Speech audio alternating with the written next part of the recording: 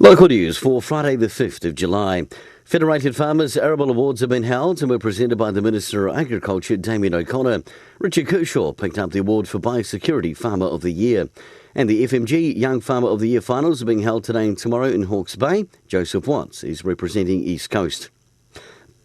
Today's the last day to buy tickets for Wairarapa's biggest raffle. Chance to win a Wairarapa wedding or renew your vows is up for grabs, with a winner drawn tomorrow with a prize worth around $20,000. All funds raised go to Hospice Wairarapa. And buses will replace trains this Sunday to and from the capital. Tom's Autos has come away with an award at a function on the Gold Coast Wednesday night. They picked up the award for Tyres for You, Supplier's Choice, with Sarah Mason also recognised for her appointment to the Auto Super Shop Advisory Board. And in Premier Rugby this weekend, Carterton have the bye. It's the final round before semis as Marist host Martinborough, Ikitahuna are at home to East Coast and Gladstone are playing Greytown.